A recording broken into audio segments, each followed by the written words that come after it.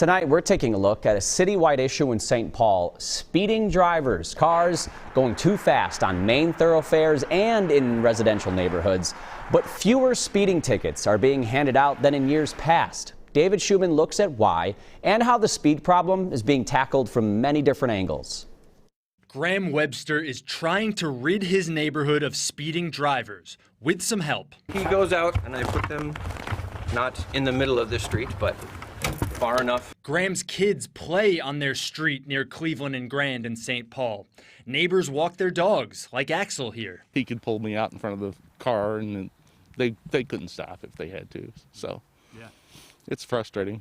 We are well aware that speeding is an issue in our city. St. Paul police respond to areas where there are complaints, but Sergeant Natalie Davis says the department's down about 100 officers.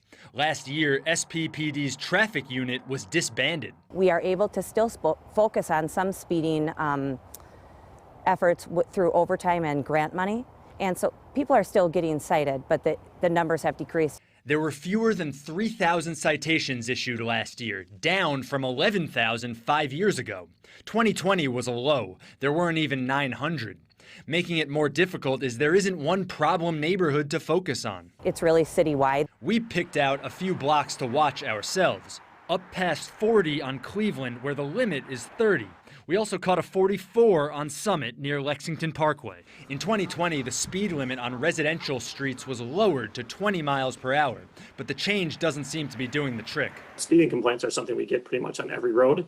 Randy Newton's a St. Paul city traffic engineer. He says there are street design options to encourage drivers to slow down. Narrower lanes, so our lanes are getting narrower than they have in the past. I think when opportunities present themselves, reducing the number of lanes. He says safety is part of the city's design philosophy going forward, but revamping existing roads is difficult and expensive. Randy looks to personal responsibility as the most practical solution. We really need drivers to make safe choices and take it on themselves to slow down.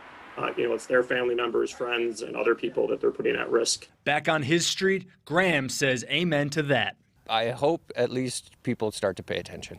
In St. Paul, David Schumann, WCCO 4 News. Last year, there were 18 deadly crashes in St. Paul, which is the highest total in at least 5 years, and 8 of those crashes killed pedestrians.